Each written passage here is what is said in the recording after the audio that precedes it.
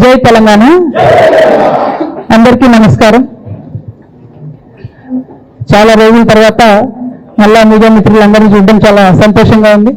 మీ ద్వారా ప్రజలకు ఈ 11 రోజులు లేనటువంటి అంశాల్లో కొన్ని అంశాలు మాట్లాడదామని ఈరోజు మీడియా సమావేశం ఏర్పాటు చేయడం జరిగింది. ప్రధానంగా మీరు చూసినట్టయితే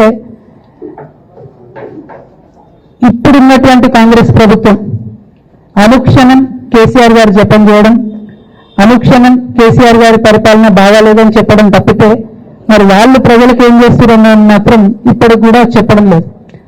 అన్ని రకాలుగా ప్రజల్ని ఫెయిల్ చేసి మొన్న వరదలు వస్తే కూడా కనీసం ప్రభుత్వం ఆదుకోలేనటువంటి దయనీయమైనటువంటి పరిస్థితిలో ఉన్నది. అంతేకాదు మేమందరం ఎంపీలుగా పనిచేసినటువంటి అనుభవం ఉంది. కేసీఆర్ గారు అయితే యూరియా కోసం మమ్మల్ని 6 నెలల ముందు నుండి చేజ్ చేసేవాళ్ళు. మీరందరూ వెళ్ళండి, తీసుకురండి, మంత్రులను కలవండి, యూరియా ముందే తెచ్చుకుందాం, స్టాక్ పెట్టుకుందామని చెప్పి.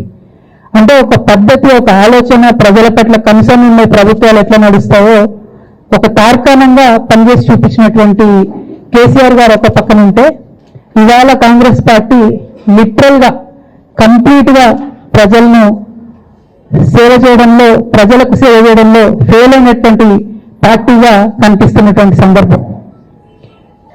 మరి అటువంటి పార్టీ కేసీఆర్ గారు తరతరాలకు తరగని ఆస్తిగా కట్టినటువంటి కాళేశ్వరం ప్రాజెక్టును మరి బద్నాం చేస్తూ అందులో ఒక చిన్న పార్ట్ మేడిగడ్డ అనేటటువంటిది, మహాసముద్రం లాంటి కాళేశ్వరం ప్రాజెక్టులో మేడిగడ్డ అనేది ఒక చిన్న పార్ట్. ఆ చిన్న పాటలో ఒక 3 పిల్లర్లు కుంగిపోతే 2.5 ఏళ్ల నుంచి అదే వెలువడుతున్నారు. కాళేశ్వరం మొత్తం కూలిపోయిందని మాట్లాడుతున్న సందర్భం. ఇక దానికి నిన్న పరాకాష్ఠకు చేరుకున్నది. అసెంబ్లీ వేదికగా అనేక మాటలు కేసీఆర్ గారిని అనడం. నేను కేసీఆర్ గారి కూతురుగా, కేసీఆర్ గారిని దగ్గర నుండి చూసినటువంటి వ్యక్తిగా చెప్తున్నాను. ఫస్ట్ టైం ప్రభుత్వంలోకి రాగానే, అధికారంలోకి రాగానే ఒక 6-7 నెలలు అయితే కేసీఆర్ గారు తన ఆఫీస్ రూమ్ లో ఒక టేబుల్ మీద ఒక వాల్ అంతా కూడా పెద్ద టీవీ స్క్రీన్ ఉంటే 6-7 నెలలు కంప్లీట్ గా రీసెర్చ్ లోనే ఉన్నారు. ఎట్లా నీళ్లు తీసుకురావాలో తెలంగాణకు, ఏం చేయాలో మనం అనేటటువంటి రీసెర్చ్ ఉన్నారు. అటువంటి వ్యక్తి మీద ఇట్లాంటి నిందలేయడం అన్నది నిజంగా దారుణం. కేసీఆర్ గారికి తిండి ధ్యాస ఉండదు, డబ్బు ధ్యాస ఉండదు, ఉండేది ఒకటే, కేవలం తెలంగాణ ధ్యాస.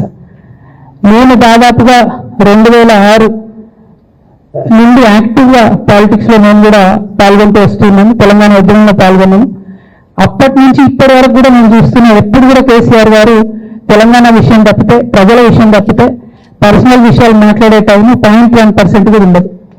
అటువంటి ఒక మహానేత మీద, అటువంటి ఒక మహానాయకుడి మీద ఇన్ని అభాండాలు వేస్తూ దాన్ని రోజుకొక రీతిగా చెప్పుకుంటూ మాట్లాడితే చాలు కేసీఆర్ అవినీతి చేసింది, మాట్లాడితే చాలు కేసీఆర్ 1,00,000 కోట్లు తీసుకున్నాడు, నిజాం కన్నా రిచ్ అవ్వాలనుకున్నాడట. డెఫినెట్ గా నిజాం బాటలోనే నడుస్తాం. నిజాం కట్టిన ఉస్మాన్ సాగర్లోనే కదా ఇవాళకి కూడా హైదరాబాద్ ప్రజలు నీళ్ళు అవుతున్నది. ఆ నిజాం ఆదర్శం, ఆ నిజాం స్ఫూర్తిని కేసీఆర్ గారు చాలా సందర్భాలలో చెప్పారు. ఇవాళ కాళేశ్వరం కడితే నేను చెప్తున్న గ్యారెంటీగా ఇంకా 200 సంవత్సరాల తర్వాత కూడా తెలంగాణ బిడ్డలు కేసీఆర్ గారిని తలుచుకుంటాం. అటువంటి గొప్ప ప్రాజెక్టు కాళేశ్వరం ప్రాజెక్టు. ఆ ప్రాజెక్టు డెప్త్ అర్థం కాక, తెలంగాణ భౌగోళిక స్వరూపం మీకు అర్థం కాక, మీకు తెలంగాణ పట్ల అవగాహన లేక, కేసీఆర్ గారికి ఉన్న నాలెడ్జ్, ఆయన ఎక్స్పీరియన్స్, ఆయన ఉమ్మడి ఆంధ్రప్రదేశ్లో ఆయన అనుభవించినటువంటి వివక్ష, ఇప్పుడున్న ముఖ్యమంత్రి గారు ఉమ్మడి ఆంధ్రప్రదేశ్లో కూడా మనకు వ్యతిరేకంగా పనిచేసినటువంటి వ్యక్తి, ఇప్పటికి కూడా పక్క రాష్ట్రం ఎజెండా అమలు చేసేటటువంటి వ్యక్తి, ఇప్పటికి కూడా అక్కడ బనకచెర్ల కట్టలు కడతా ఉంటే మాట్లాడినటువంటి వ్యక్తి. అటువంటి వ్యక్తి నిన్న పొద్దు నుండి సాయంత్రం వరకు అసెంబ్లీలో కేసీఆర్ గారిని ఎన్ని అనరాని మాటలు అన్నారు, వింటుంటే గుండె తరుక్కపోతా ఉంది. ఎందుకోసం అనాలి అన్ని మాటలు కేసీఆర్ గారిని? కేవలం రాజకీయ లబ్ధి పొందడానికి మాత్రమే, అంతకుమించి ఏమీ లేదు. ఇదే రేవంత్ రెడ్డి గారు అంతకుముందు ఒక టీవీ ఇంటర్వ్యూలో చెప్పారు, కేసీఆర్ గారికి పైసల మీద ఆశ లేదు, నేను మీటింగ్ పెట్టాలంటే కూడా పైసలు ఎప్పుడు కావాలంటే అప్పుడు చూస్తారు ఎక్కడున్నాయని, కానీ అప్పటిదాకా ఆలోచన కూడా చేయరు. మరి అటువంటి కేసీఆర్ గారి మీద ఇంత కుట్రపూరితంగా అభినందనలు ఎందుకు వేస్తున్నారు? వేసేటటువంటి అవకాశం ఎవరిచ్చారు అన్నది కూడా ఇవాళ బీఆర్ఎస్ పార్టీ శ్రేణులు కూడా ఆలోచన చేయాలి, తెలంగాణ ప్రజలు కూడా ఆలోచన చేయాలి. ఎందుకోసం వస్తుంది కేసీఆర్ గారికి అవినీతి నరక ఎవరి వల్ల ఉంటుంది కదా, అది ఆలోచన చేసుకోవాలి కదా మనం కూడా.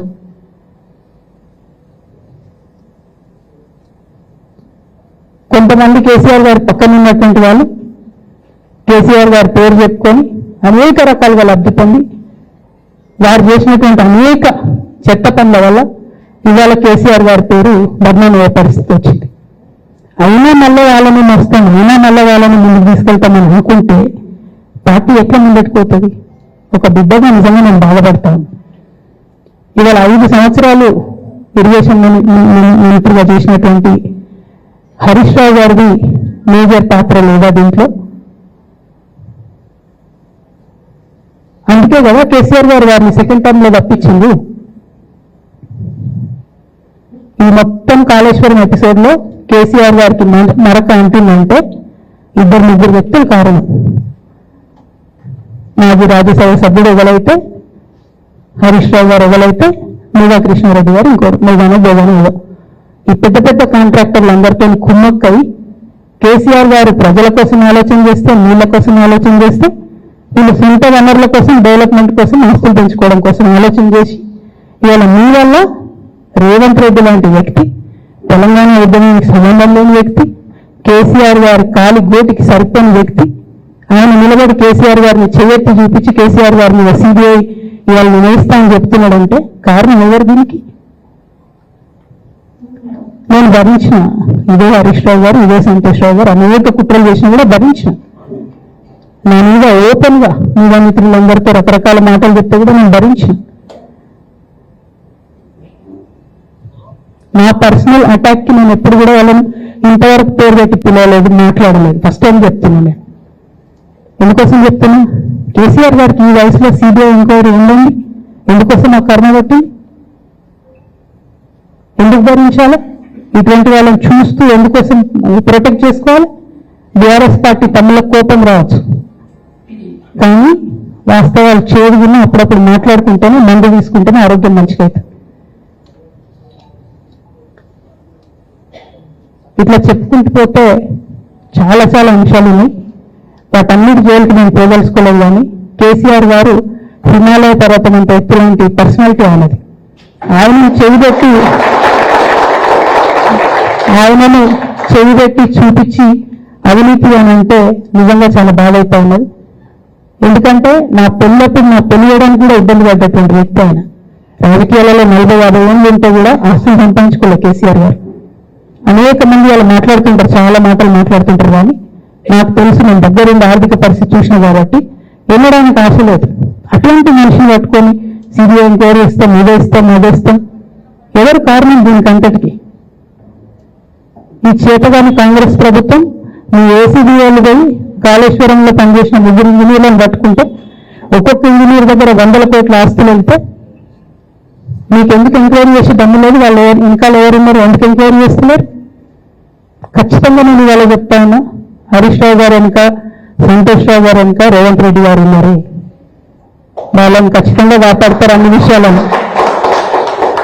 వాళ్ళని ఏమనరు, వాళ్ళ గురించి ఏం మాట్లాడరు. దానం ఎంతసేపు కేసీఆర్ గారి మీద ఉంటుంది. కేసీఆర్ గారిని మాట్లాడాలి, కేసీఆర్ గారిని బదనాం చేయాలి. కానీ దగ్గరుండి ఈ అవినీతి అనకొండలు బీఆర్ఎస్ పార్టీని ఏదైతే డిస్టర్బ్ చేసిందో వాళ్ళని మాత్రం ఏమన్నారు? ఈ ఇంటర్నల్ అండర్స్టాండింగ్ అనేది ఎక్స్ప్రెస్ కావాలి. రేపటి నుంచి నేను ఛాలెంజ్ చేసి చెప్తున్నా కదా, రేపటి నుంచి ఏం మాట్లాడతారు తెలుసా? ఈ మొత్తం బ్యాచ్లన్నింటికి సోషల్ మీడియా బ్యాచ్లు ఉన్నాయి. వీళ్ళందరికీ బాగా చాలా చాలా బ్యాచ్లు ఉన్నాయి. వాళ్ళంతా రేపటి నుంచి ఏమంటారు? నేను వాళ్ళు బీజేపీ ఆపరేట్ చేస్తుందంటారు, వాళ్ళు కాంగ్రెస్ ఆపరేట్ చేస్తుందంటారు, వాళ్ళు రేవంత్ రెడ్డి చెప్తే మాట్లాడుతుందంటారు, ఇంకో బండి సంఘం చెప్తే మాట్లాడుతుందంటారు. ఖబర్దార్ బిడ్డ, నేను ఎవరు చెప్తే ఆడేటప్పుడు తోల్బొమ్మం కాదు.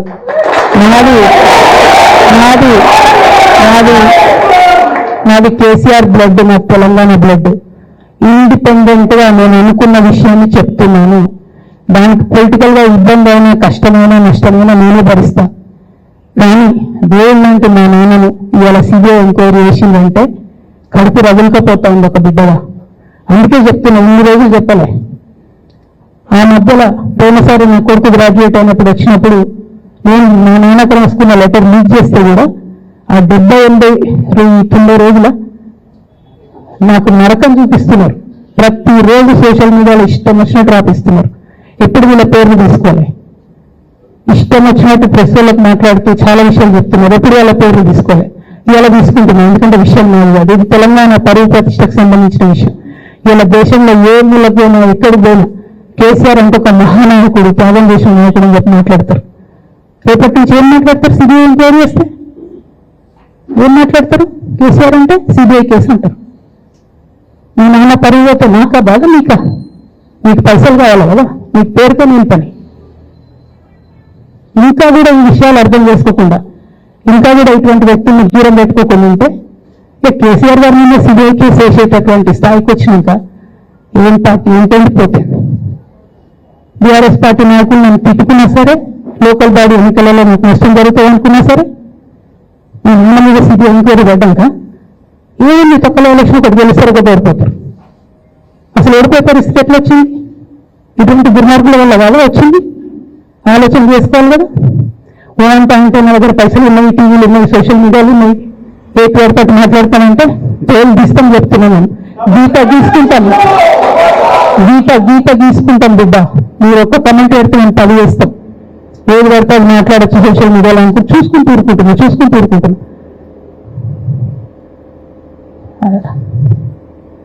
పెద్దసారి దగ్గరికి వచ్చినాక ఇలా కాంప్రమైజ్ అయ్యేది లేదు.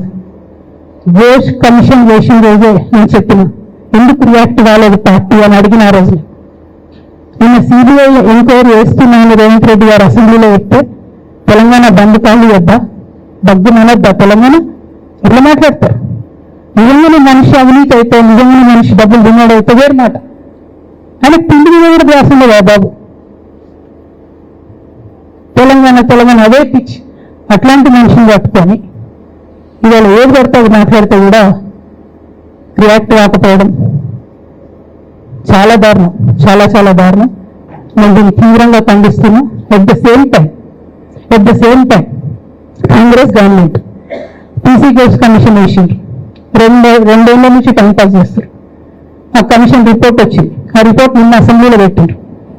ఇంకా దానికి ఏమిట్లకేం లేదు, దానికి ఏం చర్యలు తీసుకుంటారో చెప్పారు, ఏం చేస్తారో చెప్పారు, తక్కువ సిబిఐకి ఇచ్చేస్తారు.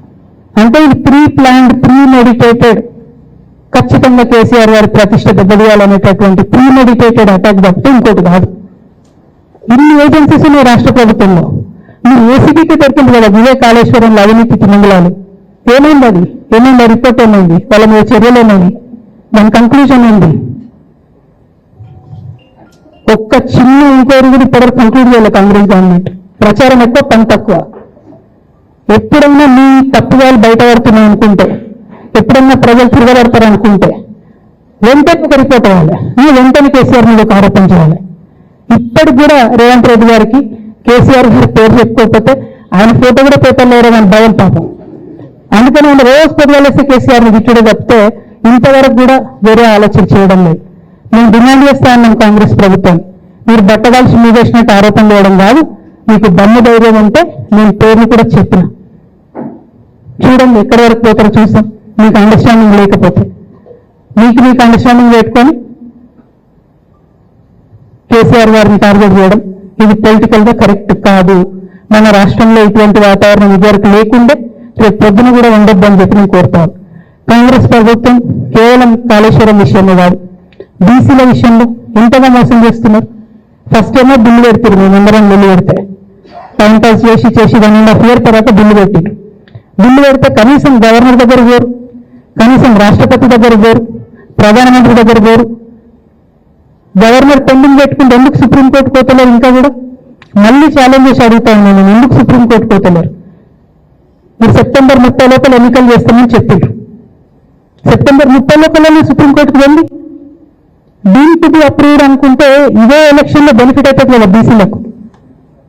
ఆ తర్వాత ఇంకొక ఆర్డినెన్స్ తెచ్చారు, అది పెండింగ్ ఉంది గవర్నర్ దగ్గర. కనీసం దాని మీద సుప్రీంకోర్టుకు అండి, దాని మీద కూడా పోతలేరు. మళ్ళీ నిన్న కొత్త కథ 50% స్లాబ్ ఎత్తేస్తామట. కామెడీ రోజుకి ఏంది ఇది? ఎందుకోసం అంటే ఇదంతా బీహార్లో ఎన్నికలు అవుతున్నాయి. వాళ్ళ రాహుల్ గాంధీ గారి PR యాక్టివిటీకి రోజు ముచ్చట చెప్పాలి ఆయన. ఇక్కడ వీళ్ళు 50% క్యాప్ ఎత్తేస్తున్నామని కొత్త కథ చెప్పిండు. మీరు వీడిని రేపల్లి నుంచి రాహుల్ గాంధీ బీహార్లో ఏం మాట్లాడతాడు? 50% సీట్ తోడది అంటాడు ఆయన బీహార్ ఎన్నికలలో. ఆయన అక్కడ చెప్పుకోవాలి కాబట్టి పిఆర్ యాక్టివిటీ కోసం వీళ్ళు ఇక్కడ చేస్తున్నారు తప్పితే బీహార్ ఎన్నికల కోసం తెలంగాణ బీసీ బిడ్డల్ని బలిపెడుతున్నారు రేవంత్ రెడ్డి గారు తప్పితే నిజంగా చిత్తశుద్ధితో బీసీలకు ఏదైనా బెనిఫిట్ చేద్దామనే ఉద్దేశము మీకు లేదు.